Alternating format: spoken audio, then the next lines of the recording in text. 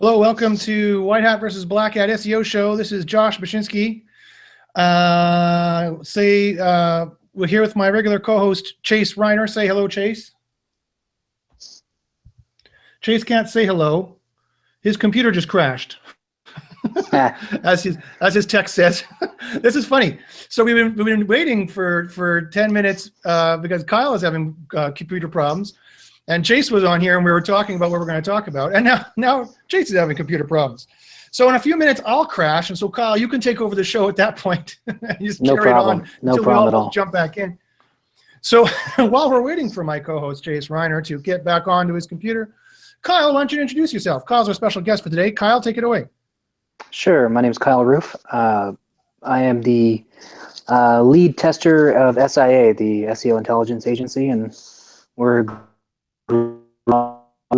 we run tests. We try to run our single variable tests on the Google algorithm with the idea of trying to find a ranking factor or not. And the other thing we try to work on is more of a ranking factor than something else when we know two things are a factor. And then that kind of gets into the ideas of testing best practices.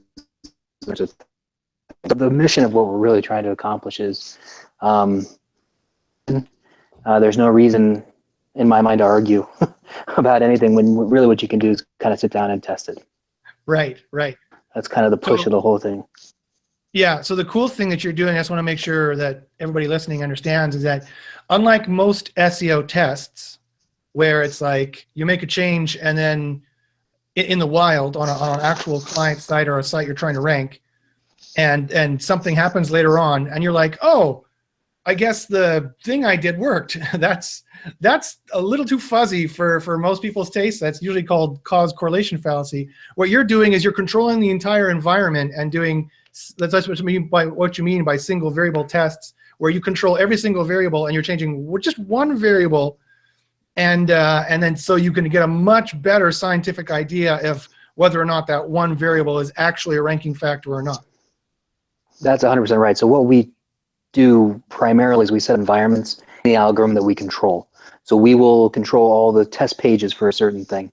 And then we make those test pages as identical as we can within the parameters of what the internet allows.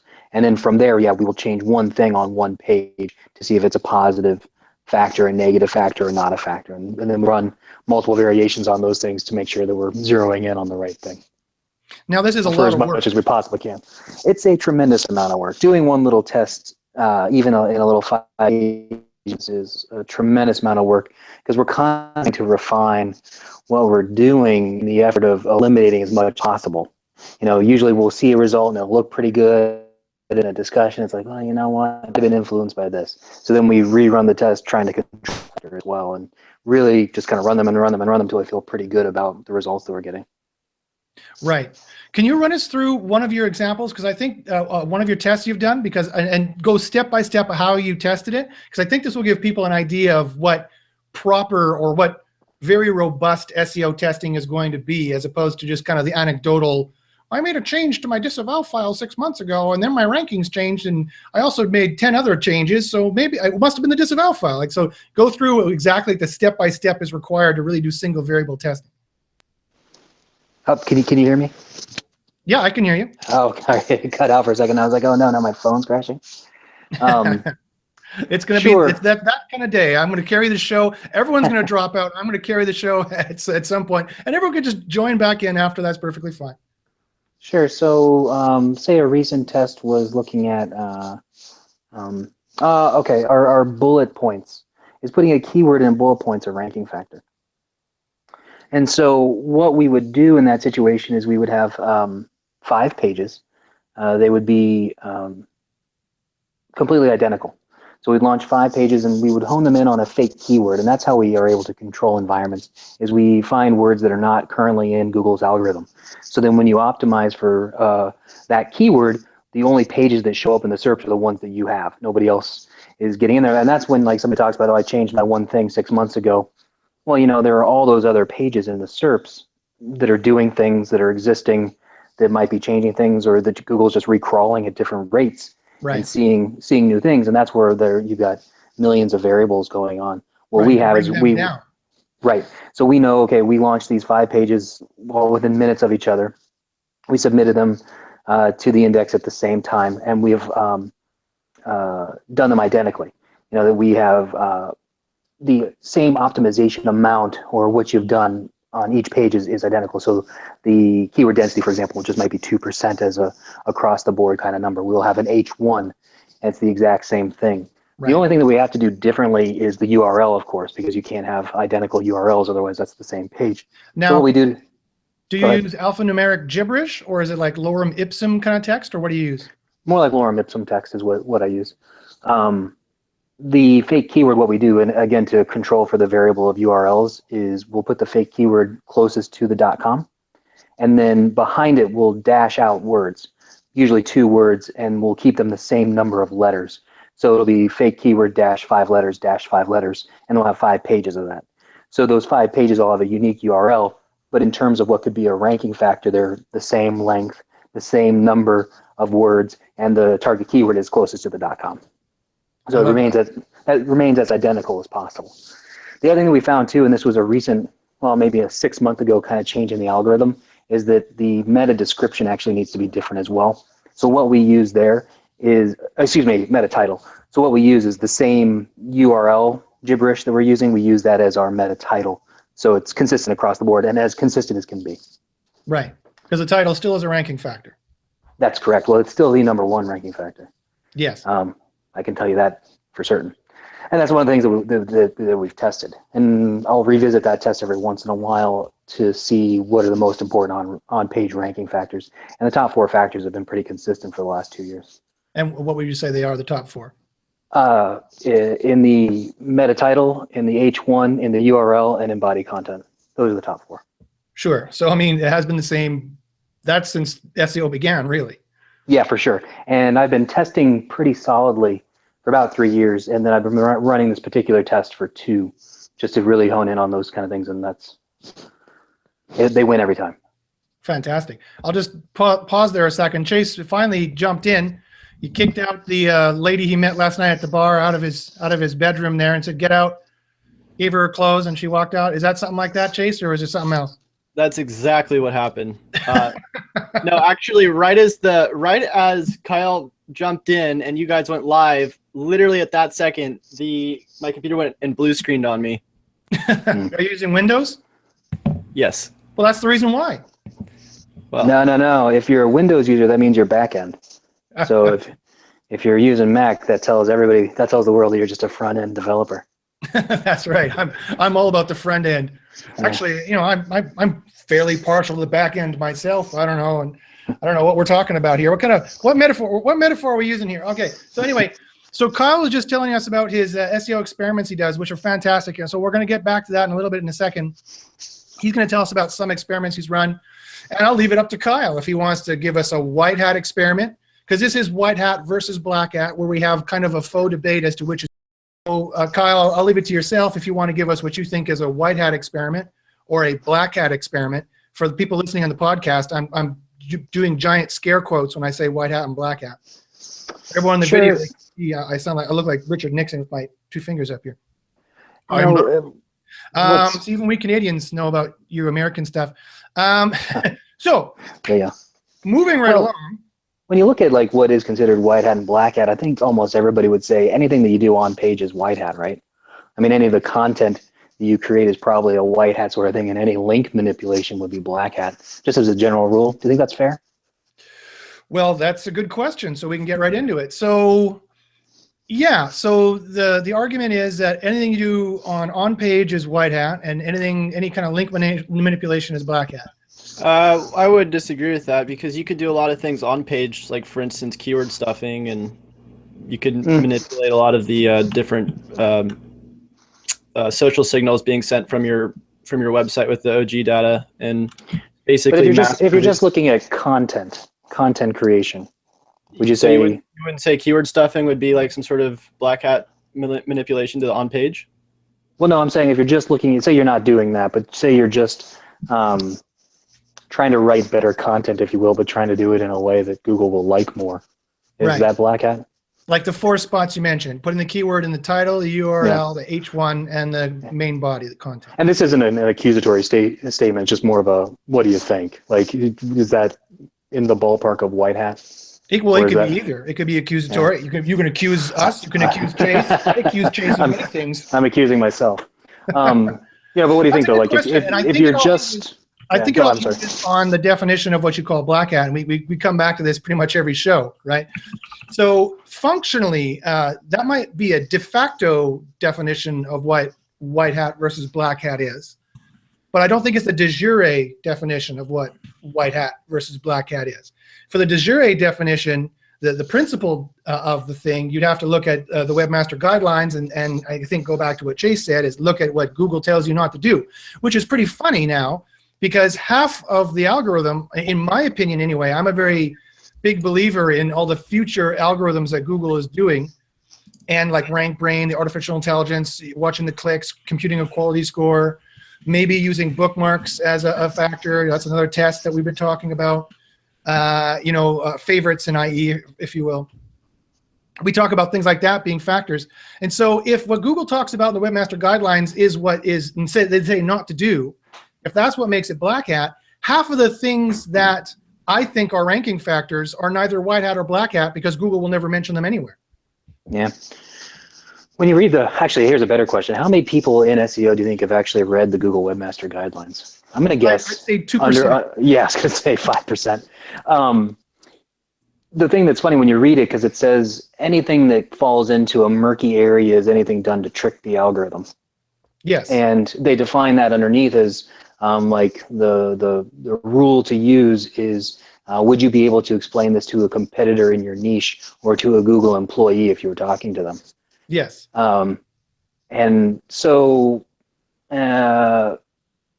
we know that Twitter cards, or not Twitter cards, Open Graph, OG, the original graph.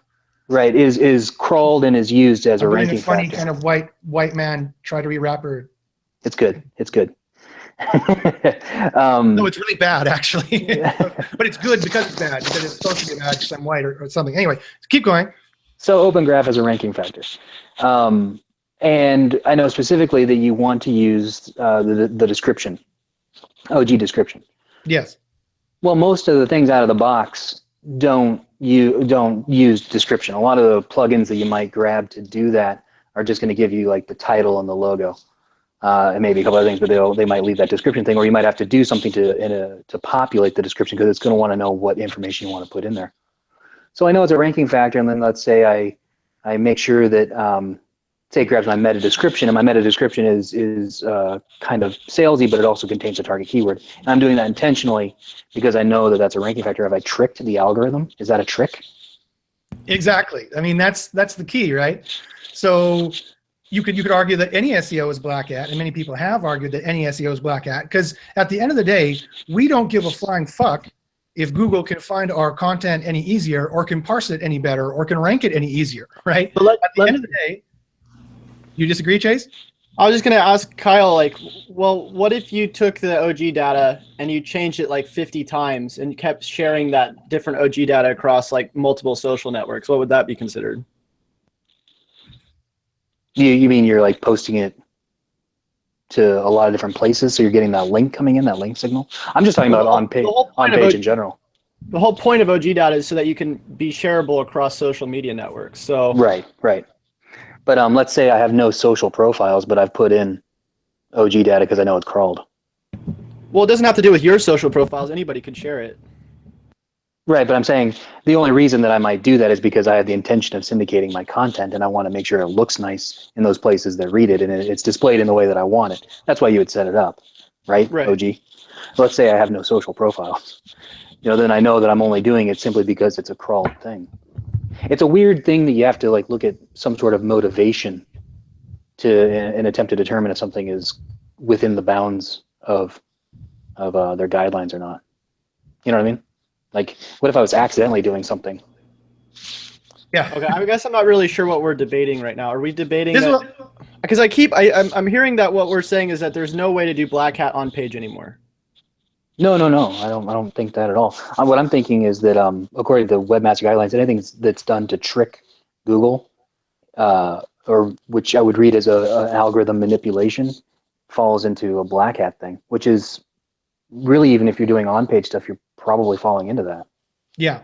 And I'm saying that if you read the Webmaster Guidelines strictly, then every SEO is trying to trick Google, because we're all trying to rank websites. That's why we do SEO. That's why we're paid to do SEO. That's why we do SEO on our own sites, unless you're doing an experiment like Kyle is doing. But then Kyle is only doing experiments on fake SERPs of gibberish text that nobody Right. but him and his SIA group, his search intelligence agency, is looking at, just to try to learn so that we can game Google more, right? So technically, Exactly. all SEO is black hat at that point. Because it's not necessarily writing your content any better. At the end of the day, your content could be exactly the same, but you restyle it in a way that might be more algorithm friendly. You haven't changed any of the value of your content. You Exactly. just Couldn't we restructured say it. this? Couldn't we say, until Google's algorithm, until their AI is as intelligent as a human being and is essentially a person, so that you're writing content for a person, for persons, that's the only time when white hat and black hat SEO are going to disappear. Because at the end of the day, we're still trying to make content for an intelligence that is Google, which is trying to approximate what we think, but yet does not know it at all what we think, and is not anywhere near a sentient being by any stretch of the imagination. And something I've been wondering about recently, and this is getting far afield, but what is good writing? It often follows a Roman numeral outline. The idea of your Roman numeral 1 is your page title or your meta title, or it's your H1, if you will, and then you've got your A's and B's, and those are all your H2s, and then you've got your 1, 2s, and 3s under that, and those are all your H3s or your bullet points. And we know all those are ranking factors, and that's Western writing, and that's where that comes from. Yes. The idea that it's easier for human beings to read something that's structured like that, and so the algorithm has been done to mimic what is an easier way for human beings to read. But that's from a Western perspective. I wonder how the algorithm works in Japan, where they don't write in Roman numeral outlines, or the same kind of pattern. Or Right. even in South America, they write in different patterns. Yeah. Aside from, yeah, exactly. So I wonder if the algorithm is an implant of Western thought, or if they're kind of doing any. Invariably, it's written primarily by Western programmers, right? And Google is a company of the West. It's located in Silicon Valley, for crying out loud. It definitely has a very set politics. They definitely have a very set worldview. For example, with the new election, they had been very heavily in Obama's camp, and they have been very heavily in Hillary's camp. And when Trump won and Hillary lost, they had to do a big, huge pivot, and they had no inroads whatsoever into the Trump administration. And they literally had job postings in Washington for a conservative outreach manager. Like, they don't even have a tie in there anymore. They need someone to do outreach for them. And now of course they've worked their way in there now, but it was an interesting political snafu for Google. Because I've been thinking, so I also practice SEO, and I was thinking about in my firm, getting somebody that could speak Mandarin, and then branching out into China, because I was thinking that that they probably have the pages structured similarly for the algorithm purposes, but that people who are native Mandarin speakers aren't going to structure their pages that way, and then we could kind of come in. You're going to do some SEO for Baidu? Yeah, well, Baidu, I don't know how that might work, but. Or just how about just doing it for Korea or Japan or some other country that doesn't speak English, isn't Western, but is using Google primarily. But it's still using Google, yeah. Okay, so this is interesting. So I see a bunch of people are chatting there on the live chat. If you guys have any questions you want to ask us, by all means, go ahead. But let's move to another segment. So let's move over to what's new in white hat and what's new in black hat. I'll go first, and I'll take the white hat component. So John Mueller had a hangout recently, and John Mueller is still talking about the mobile first index, and he's still talking about user experience. And so this is part of the reason why I'm so up on user experience and user clicks and where they're collecting it. Because whenever John Mueller from Google, he's a webmaster trends analyst at Google in the Zurich office, for those listeners who don't know, whenever anyone asks John Mueller a question about quality or about Panda or about what the biggest thing they need to worry about in SEO, or what the biggest thing they need to worry about for ranking, he always comes back and talks about user satisfaction. And are your users satisfied? Whatever kind of website you're making, whatever kind of pages you're drafting up, whether you're in the tight end of the sales funnel selling stuff, or you're in the top end of the sales funnel where you're just informing people, you're running a blog or you're running an e-commerce site, it doesn't matter. None of that matters. The only thing he says matters is whether or not the user has been satisfied. If they look for information about red sprockets, you have the best page about red sprockets, which is so good that out of the kindness of their hearts, they're going to want to share and like and comment on that page, being the good internet citizen that everybody is. And then they're going to share it with their friends, and maybe they'll email it to some people. Maybe they'll tweet about it. And these are the kind of signals that he implies that Google is looking at. Now, I don't know, maybe you guys might disagree.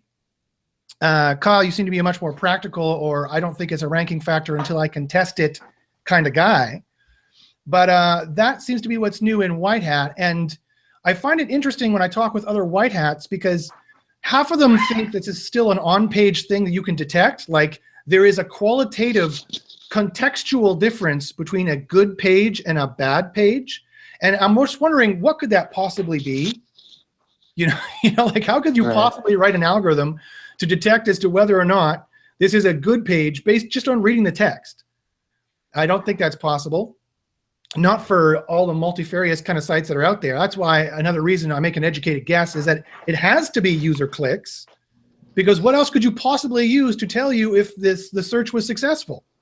Well, I'd like to comment on that. I mean, one, we know links are big. We also know that your permalink structure in your site is big. So how does your site link to these pages so that you can have Google better understand what these pages are actually about? Of course, like you said, Josh, user intent, user experience is huge, and it's becoming bigger and bigger. But there's other things that you can start doing these days that can really help. And it seems like Google's really starting to push this stuff. Schema markup's starting to become more and more important.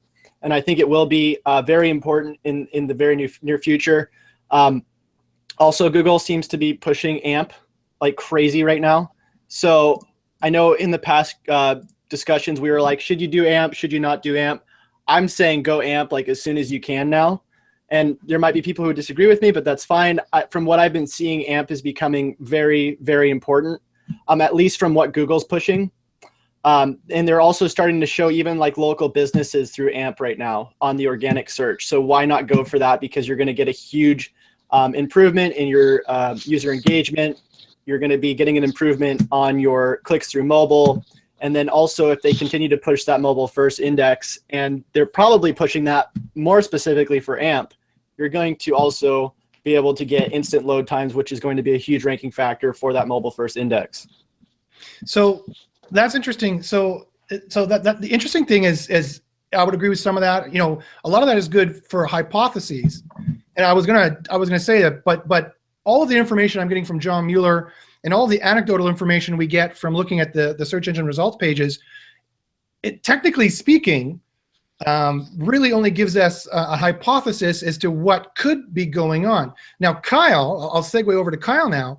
Kyle, of course, is doing tests as to actually what is going on and what is not, to the degree that it's possible. So Kyle, what kind of SEO tests have you done, either in general or about the things we've been talking about, that you might disagree with us? You might say that SEO is a different, you have a different picture of SEO right now. Is this true or not? Well, when you're talking about like user engagement metrics, ranking factor. Yeah. Yeah. Well, bounce rate for sure is bounce rate will move the needle. Yeah. And how have you tested this? By what we've done is clicks to pages, so you have the same number of clicks going in, and then a page will get an extra click. You know, the idea is that or an action that will trigger the bounce rate to drop. Right. Those sorts of things. And so running those types of tests, we've seen that the bounce rate, a lower bounce rate, will move the needle. Yeah. And so let's be clear. It's not actually bounce rate is the ranking factor. It's that the website that terminates the search more gets a boost. Would you say that bounce rate's more of a low bounce rate's a better ranking factor, or high click-throughs? See, that I don't know, because it's hard to quantify what is one thing and what is another, really, in terms of what Google might be counting as. I took a page from your book, Kyle, a few years ago, and we did some testing even before a lot of like crowdsearch.me and kind of services have popped up that claim to game this algorithm for you. And I tested it even before that. This is like 3-4 years ago now. And what we found is that you can't negative SEO someone by increasing their bounce rate. But what you can do is you can positive SEO someone by making them have more clicks on the SERP that terminate and don't go back. Sure. So it's the one who satisfies the search best is the one that they land on and they don't go back and they just close the tab or they do a different search entirely. They get a positive boost. Their quality score is better. And this ties directly to the 2012 Panda patent that Google put through and was awarded the patent that talks about the quality score as judged by a search and what the searcher does coming from the SERP, from intro index page to page 1 to page 2 to conversion, and basing a quality score. Literally, that's what they called it on the organic side, the quality score. And that would be like a number between 1 and 10, just like PageRank they talked about in the patent. And so that's how they calculate your quality score. And so it's relative, right? You could have a quality score of 5 out of 10, and your competitors could have 3 out of 10. Then compared with your PageRank, that could be how they're ranked. And then your semantic, your on-page semantic, that could be how they're ranking you these days. What do you think about that, Kyle? Sure. I like that a lot. I would say that's probably right on. The problem is testing it. Right. The thing that I'm liking, when you think about bounce rates, just to say just the basic definition of somebody who's come to a page and then they leave, and they have bounced. The quandary that you always have there is like, well, what if they got everything that they needed out of that page and they didn't need to go farther on? And so what you're suggesting is that if they close the search, they don't search again. That's an indicator or a signal that they have completed the search, they got the information they needed, and that was satisfactory. I'm not entirely sure that kind of goes exactly with human nature. And then I can see that you do a search and you click on something and you read it, and then you might click on something else, and maybe it's just to confirm. But something that I know that you've talked about before is the return rate. Somebody coming back to a page. That to me almost might be a clear signal where you've looked at a page, and even if you've bounced in a true sense where you've not clicked through anything, you left, but then you come back to the page. That to me almost might be a clear signal in what you're talking about of what might be the completed search or the satisfactory search when there haven't been any click-throughs. So I wonder if that's how they might be doing it, because analytics can see that. Yes. And I've always John thought Mueller mentions it every single time. Every single time someone asks him what they should be worried about, he says, "Oh, I don't know, time on page, how many returning users you have." He says that every single time. That makes sense to me. I mean, it's something that I have not personally tested, but when you're looking at how can you really see somebody's intent, or if they've gotten the right experience, even if they've bounced. Yeah. Even a site that's informational that has a bounce rate of 80% or whatever, or 90%, which might not that could be fine. Right. That and maybe they can see that just in returning visitors into that page or into another page in the site at a later date, or like within a window, because the site was relevant. Fine. I mean, I do SEO audits for a living. That's what I do. And I have hundreds of people who come to me and their bounce rate is in the 90s. The bounce back to SERP rate, the bounce back to Google rate is in the 90s, which is actually very hard to actually determine. Not very hard. It's harder to determine. It's not just the bounce rate you see in analytics. You got to look at the drop-off rate, actually. The drop-off rate or the exit rate. Sure.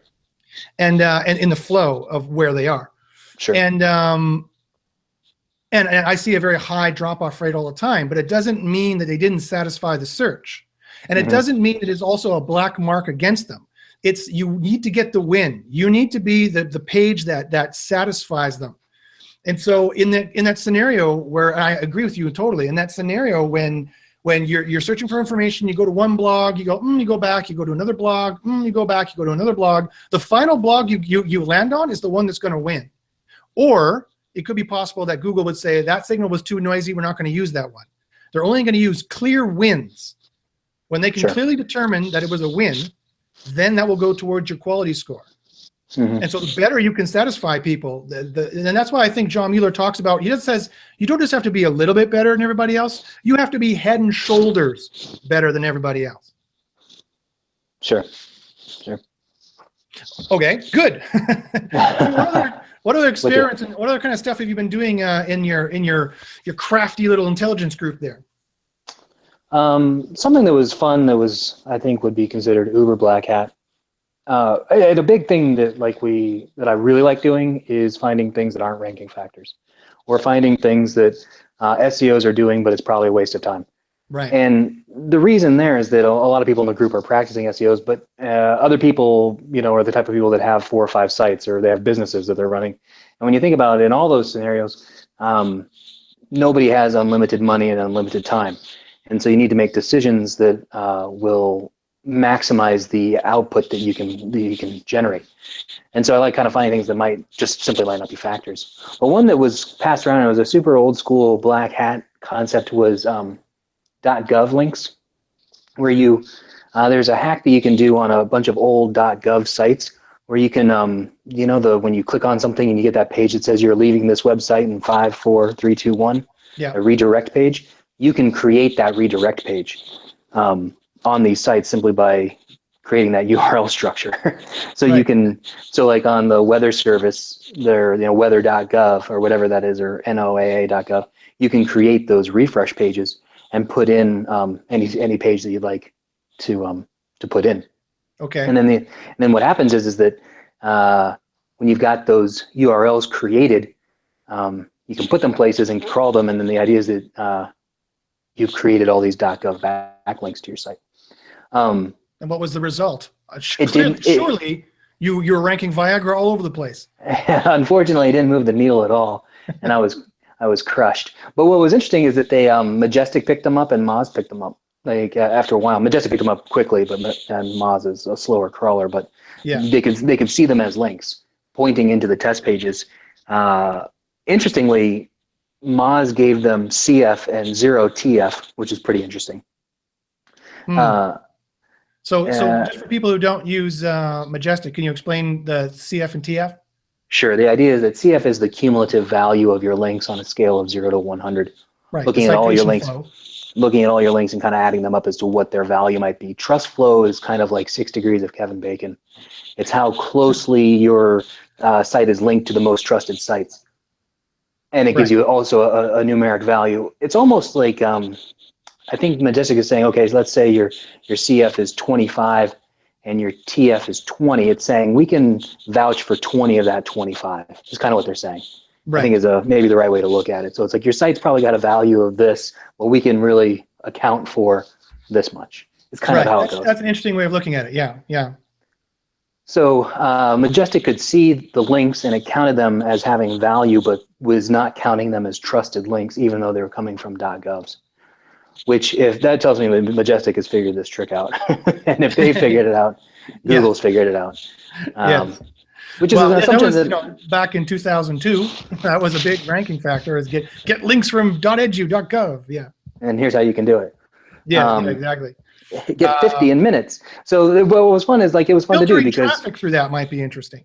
Well, we haven't done any traffic through, but then we blasted it through with links. So first we just did, okay, these are the URLs themselves. And to make sure that, they would all be seen and then we'd have some variants, we did 5 of them. And I felt that was a pretty fair number. And they were from real .gov sites, like .gov sites that It didn't move the needle. So then we just blasted them all with links. So now we're pushing tons of juice through all 5 of them. And still no dice. What was interesting is 3 of them were follow links, 2 were no follow, which was also pretty funny as they came through. But we could not get any movement with that technique. And so it was fun because it was a kind of an old school black hat idea, but a lot of people are still circulating it as something you can do. And then obviously those things take a little bit of time because you have to find the list and you have to go create them and put it all together. And then you might be setting up IFTTT stuff or blasting links or setting up GSA. You be setting up a whole bunch of things, and it costs you several $100s at the end of the day, and it costs you a few days worth of work. And we're seeing that it wasn't moving in the end, so something to avoid. Yeah. So for people listening, so if IFTTT stands for if this then that, It's a website that allows you to set up, I will call them like macros. I'm an old WordPress, an old WordPerfect guy, like macros. So you can set up macros to, like, if I post on my Twitter, repost this on my Google. That's a really simple kind of one. But that's exactly what they're doing. Yeah. I played this years ago, but I imagine it's getting much, much more complex now at this point. Yeah, I mean, you can set up all kinds of webs of content syndication. So you post here and it goes to those 50 sites, and you post here and it goes to those 20. And yeah, if this then that does the auto posting for you. Once you trigger it, it's like dominoes, and it does a bunch of stuff. Exactly. So it instantly creates links for you through syndicated content. Right. I want to go back to something you were talking about Majestic and Moz. First off, I want to ask this question for our listeners. There's about 30 to 50 people listening right now. How many of you people use Majestic versus Moz? And anyone who's listening to this podcast later on, go ahead and tweet us what you guys use. If you use Majestic or Moz. I don't hear a lot of people in North America talking about Majestic anymore. Majestic used to be the big one that everyone used, but now I just hear people talking about Moz. What do you guys think about that? Me personally? Both of you guys, Chase and Kyle. Chase, what do you think about that? Which one do you use? I use Moz for Open Site Explorer, but I had a comment on the if this then that if you guys want to hear about it. Let's hear about it. So with the if this then that, I actually did some experimentation with some of the main black hat things that people are doing right now. And what that is you have somebody go in, whether it be a virtual assistant or anybody who's knowledgeable on if this and that. And what they do is they create these different tiers for Web 2.0 properties. And we actually talked about this last week, but I didn't actually set it up, but I wanted to see how it would work. Pretty interesting though, because what happens is you publish something to your website, and then you get your list or your post distributed like in 25 different channels on like 3 different accounts. So that's kind of one of those things that everybody's trying to do right now, which is pretty interesting in the black hat world. And I've actually found that is just like something that might help for the social signals, but in the long run, I think that's something also Google's going to pick up on and start kind of looking at the same way they look at like PBNs. Yeah, well, I mean, it stands to reason that any tactic that we use, that we exploit, that Google's left open, that we talk about in the open, they're eventually going to hear about and eventually going to close. Yeah, for sure. Have you been bitten by that, Kyle? No, I don't do any black hat in my own practice. Right. At least nothing I consider black hat. Right. Or if it's very mild kind of stuff. Yeah. I think the bottom line is if it looks like it might be real, that's what you should be doing, and that's probably a little bit more expensive and a little more time consuming. That's the best way to go. Probably. So like with a PBN, what you're trying to do is emulate a real site. Why not go make a relationship with a real site and do some guest posting? Yeah. That would be a significantly better way to do it. It's going to cost less money. And get actual visitors going to your site because it's an actual site of value that... Exactly. The time and money and effort is nearly the same in creating a real quality PBN, not just a craptastic one that you picked up, but one that you go on auction and has the right metrics and the right TTF, the topical trust flow, or whatever you like to key in on, and then you put real content on it and you love it and you nurture it and it has a Facebook account and you get all these Facebook likes. That's months of work, tons of money. Why not just go make a real relationship? So here's my question too. Like when you actually do get all these PBNs pointing to you and you start ranking, but the only reason you're ranking is because most of your ranking signals are coming from links, and then everybody starts going to your site and Google continues to turn up the volume on-page content, user experience, user intent, and eventually these PBNs aren't working anymore, also because of the Penguin 4.0 update just starts hammering down on these PBNs. I mean, what do these people do? They just end up having to learn actual white hat SEO or try to learn more black hat SEO, keep wasting time for like, I don't know, maybe a 5-day benefit. It's just going to keep getting worse and worse and worse. And I just see these people doing black hat. I mean, if you want to do black hat right now, start doing black hat social media, because those are the search engines you can do black hat stuff on, and you're going to be able to get away with a lot of stuff. And I'm talking about like automation. I'm talking about like the if this then that stuff, where you're just going to be syndicating content like everywhere. But if you want to start doing it on Google, like, or trying to like game the organic search results by not creating high quality content, not creating good user experience, and just only doing links, and you're not learning anything about on page, you're gonna have, and this is like a meme, you're gonna have a bad time. I don't know if you guys seen that South Park meme. Yes, yes. Well, given that this is white hat versus black hat, and seeing that you guys seem to be fairly white hat, I will take the mantle of the black hat side, and I will just, for shits and giggles, counter argue. You guys are all wrong, and this is why. Because yes, I agreed. Both doing SEO properly, whether white hat or black hat, is a full-time job. It's not easy. It's not simple. You can't just do it 4 hours a day if you want to make any serious money or take on serious clients. It's a full-time job, and Google and every network and search engine out there is making it more and more difficult for us as we go. But the black hat way can be automated more easily. The black hat way, you can monetize more easily. For example, once I make my private blog network, and yeah, it takes a long time to have my own blog set up, and I do have to worry about the TTF, the top trust flow, and make sure all the age domains I purchase, one, weren't penalized by Google, and that's why they died. So that's hard to determine. Two, I also have to make sure that they're on the topic that I need them to be on, because the best quality links come from the index page of the same topic you want to rank for. So for example, if you want to look for what links you want to do a search, say you want to rank for red apples, you have to do a search for red apples and see the top 100 that comes up for that, and those are the people that need to be linking to you for the best quality link. After I've done all that and I've built up my private blog networks and I've made it look all natural enough, I have complete control of that. I can sell links on these private blog networks. I can advertise on them to monetize the private blog networks. And I can control the links on these private blog networks, so that if I need to change my anchor text ratio, or I need to change my linking ratio, or what pages are being linked to, if I want to push a new product or whatnot, I can do this all programmatically. And a switch, just a flick of a switch, I can change all my anchor text. I can change all my variables. So clearly, black hat is better. You guys suck. I can make a better, or not a better. I can add to that argument in that. Let's say you are doing everything that is white hat and Google changes things and is now penalizing you for something that was completely in bounds. Yes, that does happen. That does happen. It happens a lot. If you own the network, you can go in and actually make it correct. And so that you have insulated your sites, you've protected yourself. If you are doing things the right way and Google changes and you don't have any control over those links, you might have just ended your SEO career. Yes.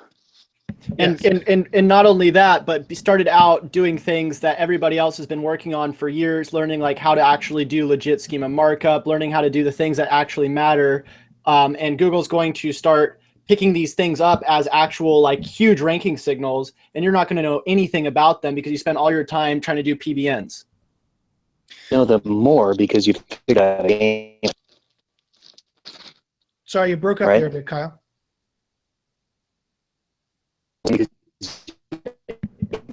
Uh-oh. We lost Kyle. Google has attacked Kyle. Kyle is getting a denial of service attack from the Google black right hats now. are silencing Kyle.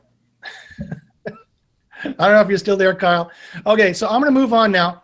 Now we're going to move to our random topic section. The random topic for today is dinosaurs. Wow. What do you think about dinosaurs? They're totally prehistoric. Okay, good. Way out of date topic. Oh, I might be back. I might be back. Can you hear me? Yes, you're back. Yeah, you broke out there for a second. What were you saying there? What was what I was saying at the end was I think if you figured out how to game it, you might know it better than anybody that's doing it white hat. The idea is that you actually figured out what has moved the needle, and that's how you're exploiting it. So you would understand signals better. Yeah. Than anybody that's white. That's the counter. Yeah, I think that Chase, did you have something you want to say about that? I was just going to say, I agree to that point, like where if you were to actually be learning black hat and white hat together, like for instance, we were just talking about schema markup. If you were to learn like, okay, it'd be pretty black hat if I just started marketing up all of my pages with product markup and started getting aggregate rating to improve my click-throughs, which we know are a big ranking factor. But at the same time, I'm learning schema. And if we're doing this on a test site, then it's not that big of a deal if we lose those rankings or Google penalizes us because we still have our other main sites. That's one way to do like black hat. But I think in terms of anything long-term, unless you're like like amazing at Black Hat and you're going to go into something like trying to sell 100,000 products like in under a month, and you just know that that's going to be your only run for that, then I would say go ahead and do that. But most people don't really know Black Hat, and they think they're really good at Black Hat, and they were like, oh, look how cool I am, I'm going to start doing all this stuff, and then they end up losing like everything. Like all of the people, I'm not going to name the exact group, but there's a group out there that people are selling right now where they're only teaching PBNs for SEO. And there's like thousands of people who are spending learning how to do PBNs. And what's going to happen when Google literally is so smart that you can't do any PBNs anymore, because you know that's where Google's going. Google's AI is going to become. I can has. No, I think I agree. And so this is the issue. I hear your pain, because I deal with that pain on a daily basis of people emailing me and saying, should I just do PBNs? Is that the... Here's the differentiation we're making. Basically, at the end of the day, you really need to know what you're doing. And I find it interesting, going off what Kyle said, that at the end of the day, the really, really good white hats and the really, really good black hats, they're almost the same in that they know exactly how the algorithm is working. And they're just like, they just choose to, like, it's kind of like, they're kind of like Luke Skywalker. They can be both the dark side and the light side, and they can choose which one they want to do depending on the scenario. Maybe that's a terrible analogy, or maybe it's the best analogy you've ever heard in your entire life. Okay. At the end of the day, probably at the end of the day, the only difference is economies of scale. The white hat just might be doing it as one-offs, and the black hat is doing it in larger quantities. And the niche you want to compete in, right? Some niches lend themselves more to black hat, and some niches lend themselves more to white hat. And your risk aversion. So the reason why I mostly happen to be white hat is just because every single client I get, I ask them, is it a problem if your domain ever gets tanked and we have to start anew? And they're like, yes, that's a complete problem. You can never tank this domain. And it's like, okay, well then I have to do everything completely, utterly white hat. You know, and so just from having these ethics things I was talking about, there's the cat. I got to warn them when there's any risk that I'm doing something. You know, it's like a plastic surgeon who doesn't warn you about any risks of getting some plastic surgery. You know, oh, it'll be fine. No one ever dies from anesthetic. Okay, moving on now to the final segment, I think, for today is going to be what would Google do? It's a segment where we talk about what in 2017 moving to 2018. Do you think there's going to be any big changes? Kyle just left. Kyle just ran away.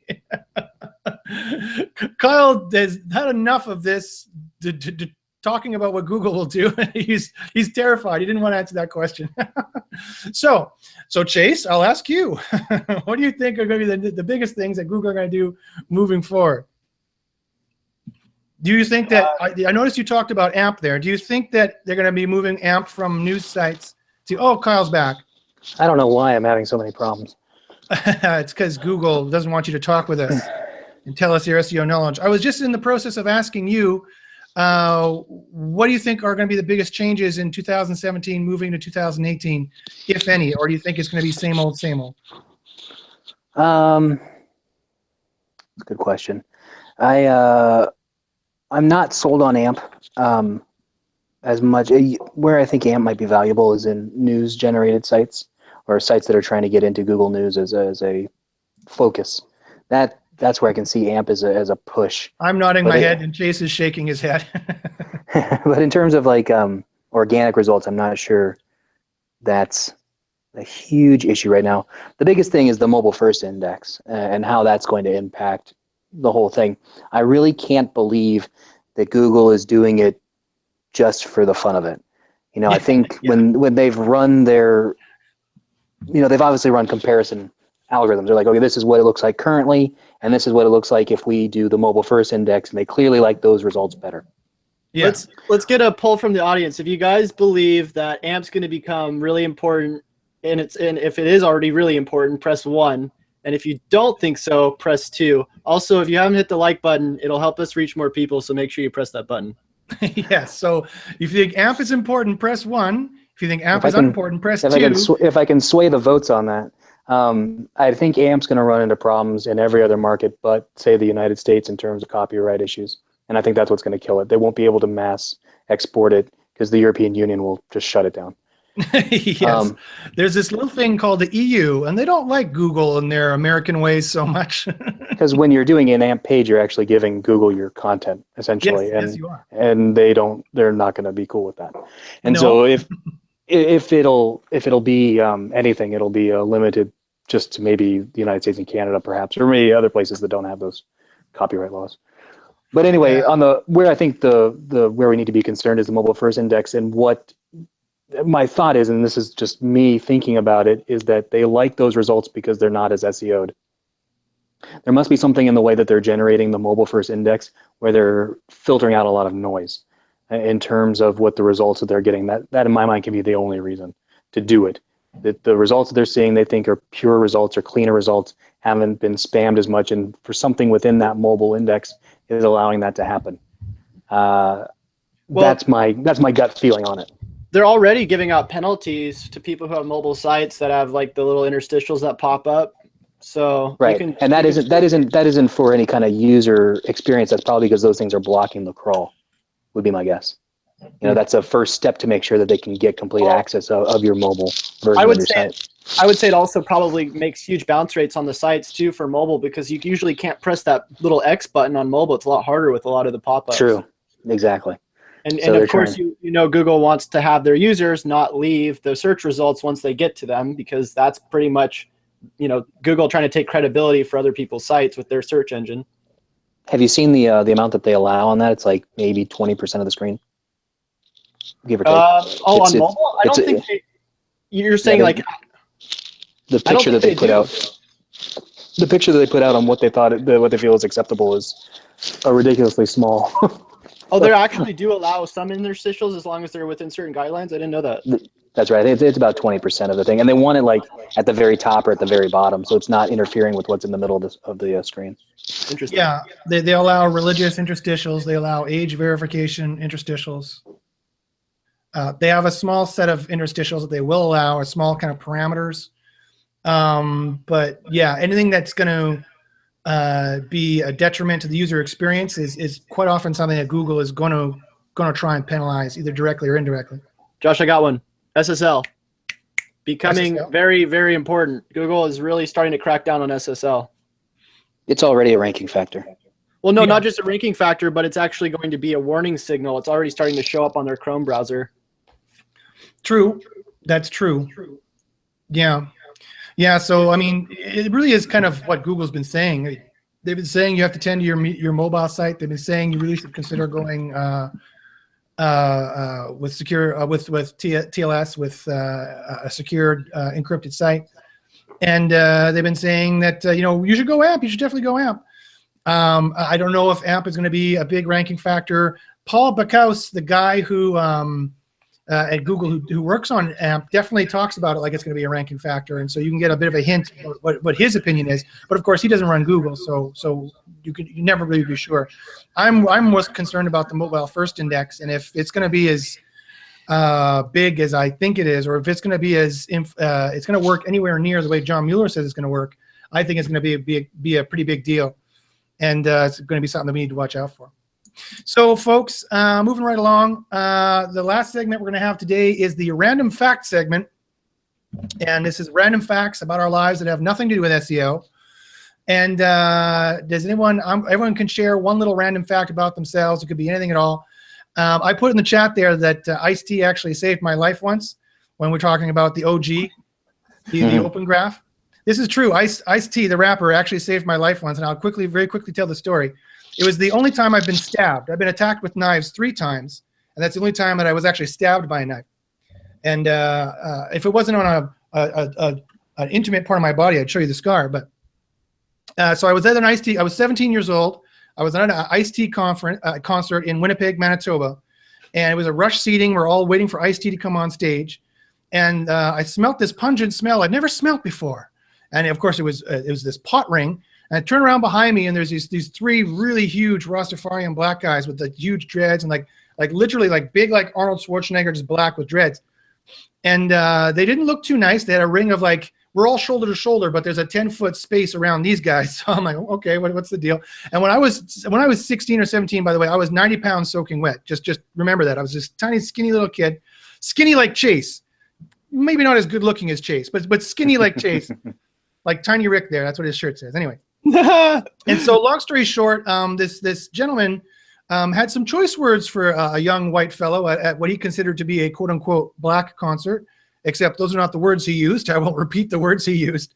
And so I did the worst thing you can do when you're faced with a violent aggressor.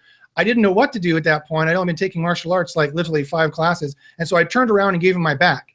Next thing I know, I feel this jabbing sensation, this pain in my lower back right off my hip, just like about an inch from the spine. And I thought he gave me one of these, like with his knuckles. He kind of hit me with his knuckle. And I turn around and I look, and he has this silver thing in his hand covered with red stuff. And part of my brain said, that's a knife. Wait a minute. That's blood on the knife. Wait a minute, that's your blood on the knife. Oh. that's part of my brain is thinking this, but of course my visual cortex was too full of adrenaline. I couldn't make out what I was actually looking at, but part of my brain realized this. So I fled, I turned around and I plowed through the crowd. I almost got in about 8 other fights on the way. And so long story short, I was at the fence right before the stage, and there was security behind this fence. And I was going to jump over, and just as he was coming through the crowd to I guess, kill me or stab me a couple more times, Ice-T finally came on stage at that moment, and he said, everybody make some fucking noise. And everybody just jumped up and started going crazy. He started getting hit in the face by all these shoulders and arms as he's trying to come get me. And then so I just stood there watching him for a while with the stage behind me, and I was looking him dead in the face, like 17-year-old, big set of balls on me. I'm just like, whatever, you're going to kill me, fuck you. And so then he gives up. He's like, whatever, this crowd is crazy. He turned around and gave up and he left. So that's how the story of Ice-T saved my life. Good one. Anybody else did any rappers save your guys' lives? I will also accept country singers and jazz artists. No, never. All right. Well, in that case, we'll end. This is always supposed to be a random fact segment from everyone in the Hangout. But every time I've done this, I'm the only person who's given a random fact. No, that's not true. Last week, Chase, you did tell us that you played guitar. Yes. Okay. Well, next week, Chase is going to play us a song at the end of the podcast. I got another one. No, we're going to duet. So I actually used to be really into dancing, and I used to take a boombox downtown where I'm at in the city of Santa Barbara, and I would put it in front of a restaurant, and I would just start dancing for random people on the street. Did you put a hat down? I didn't, but people started trying to give me money, and then I felt really uncomfortable because I was like, this makes me feel odd, because I was just doing it for fun, but then people were actually standing there watching me and trying to give me money, and I'm like, this is weird. Awesome. So you didn't want the money. You're just doing it for fun. I was just doing it for fun, but people thought it was like this side gig I had. So, and that's when that started to happen. I was like, okay, I got to get out of here. Sorry, Kyle, you said something in between there. What was that? Oh, I just said it was awesome. All right. Well, on that note, Kyle, you want to share a quick little tidbit about yourself? I can read and write Korean, but I can't really speak it. Wow. Well, there you go. Korean doesn't use pictures such as Mandarin does or Japanese does. They have a phonetic alphabet, and you can learn to read and write the alphabet in maybe a week. It's easy to do, surprisingly easy. The letters are consistent. Yeah, the letters. Once you learn the letter and the sound, it's consistent. There are only a handful of exceptions, and they're really few and far between. So once you learn the sound, you know it, and then you can start putting it together. And they read left to right, top to bottom. So there aren't any troubles there either. Was this for SEO so that you could start doing SEO for Korean sites? No, I actually moved to Korea and I lived there for 5 years in a whole other time of my life. But South Korea, I hope. Yes, South Korea. Good. Good. But yeah, it's interesting. Like once you get there and you sit down with a book, you can learn to read and write quickly, which is important because Korean restaurants, the name of the restaurant is usually the meat or the main course that is served. So like if you're looking at a place, you can see like that one says squid meat, and that one says chicken meat, and that one says vegetables. So then you can make so that way you can start avoiding the squid meat place and go for the chicken or the vegetables. Or for the dog meat, right? That's called boshingtong, and you might want to avoid it. Chase said there was no dog meat, right? And then Kyle gave his answer. So I'll let you rewind that if you want to get the answer. If you're just hungry for various meat stuffs. It generally comes in a soup form. Oh, dog soup. Yeah. Oh no. Okay, well, I'm quickly ending this podcast. I'm on a little bit of a somber note. I'm going to end the podcast. I'll leave the other stories as to when I was attacked with a knife, the other two stories, for another day. And if you want dog soup, then Kyle, just rewind that and you'll know what it's called in Korean.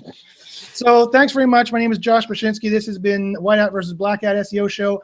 Tune in next week when our guest is Eric Lantries, who is a fellow Canadian SEO such as myself, and he's a really smart and cool guy. And so tune in next week for that. And he's going to be talking about, he's actually doing some kind of promotion, which is actually pretty exciting. So tune in for that. And he's also going to join in the debate with us. So with that, I bid you all adieu, and I'll leave it to Chase and to Kyle to say their goodbyes. Goodbye. But thanks so much. I appreciate you having me on. It was our pleasure, Kyle. Thank you for coming on. We love to hear about your SEO experiments, and any future experiments you want to share with us would be perfectly great. Awesome. I'll be back. Fantastic. So with that, I'll leave you folks. And as I typically say, good luck in the SERPs. All right.